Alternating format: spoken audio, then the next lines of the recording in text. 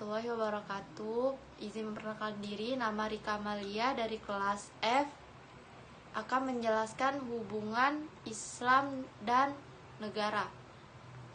Hubungan antara negara dan agama, 3 paradigma tentang hubungan agama dan negara.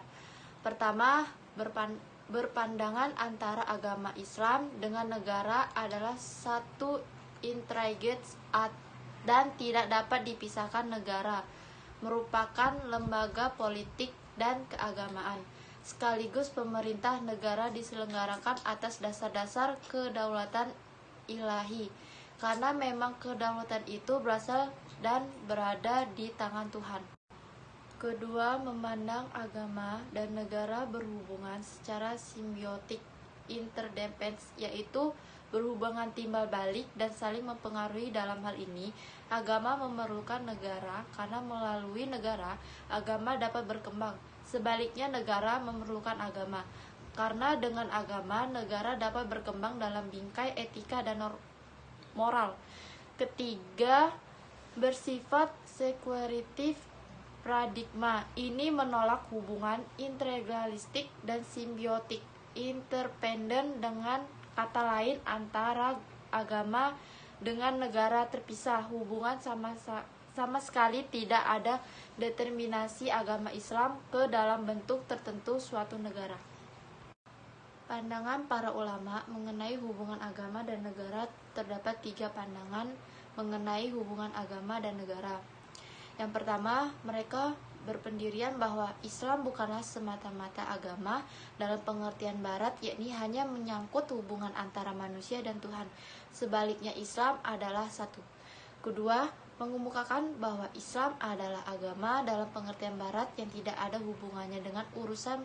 Menurut pandangan ini, Nabi Muhammad SAW hanyalah seorang rasul biasa seperti hal rasul-rasul sebelumnya, yang bertugas tunggal mengajak manusia kembali ke jalan yang mulia dan menjunjung tinggi budi pekerti luhur. Tidak pernah dimaksudkan mendirikan dan mengepalai sesuatu negara.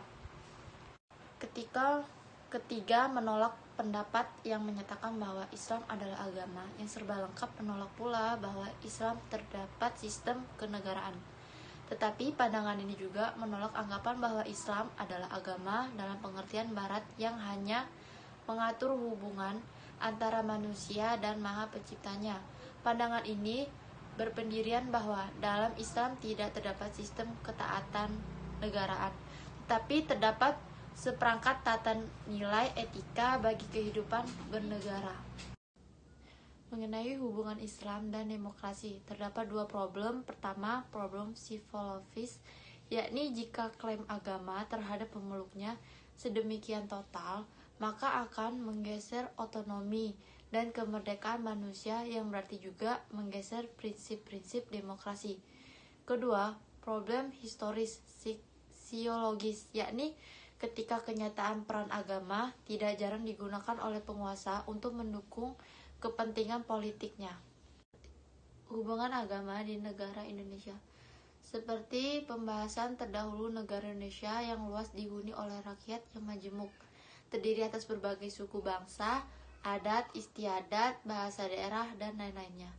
Bermacam-macam agama yang dianut juga berbilang Indonesia benar-benar Bhinneka Tunggal Ika, tetapi Tunggal Ika di bawah Konstitusi Undang-Undang Dasar 1945 yang pada pembukaannya tercantum Pancasila. Bangsa Indonesia yang sangat menjemuk itu secara politik membentuk dan membina kesatuan hidup bersama berdasarkan Undang-Undang 1945.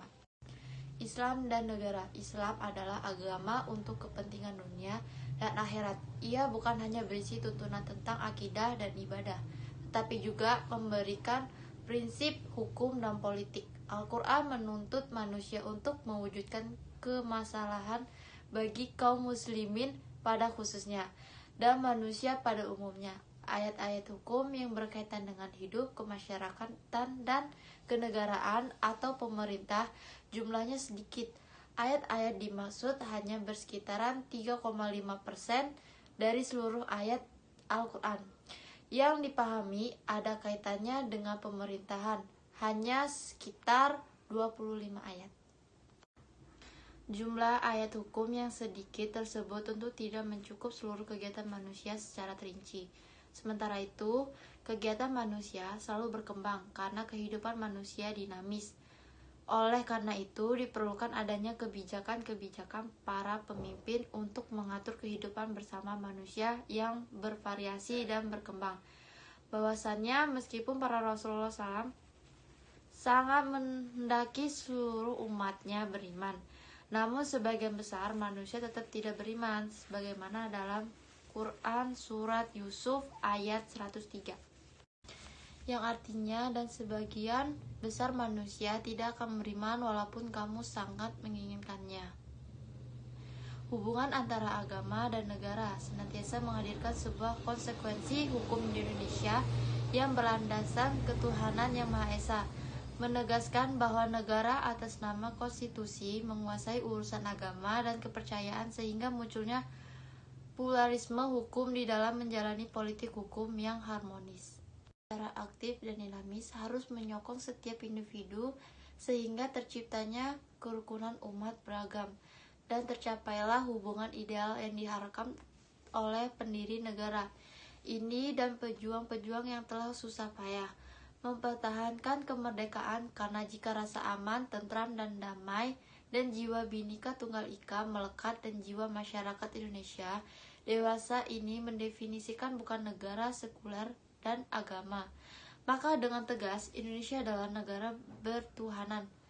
Negara bertuhanan adalah mengedifikasikan Tuhan Yang Maha Esa sebagai landasan dalam kehidupan bangsa dan negara. Kesimpulan, hubungan antara negara dan agama sangat erat dan berkaitan dalam berbagai aspeknya. Negara dalam persepsi Islam disebut dengan al-bilad dan wilayah kekuasaannya disebut dengan al-daulah.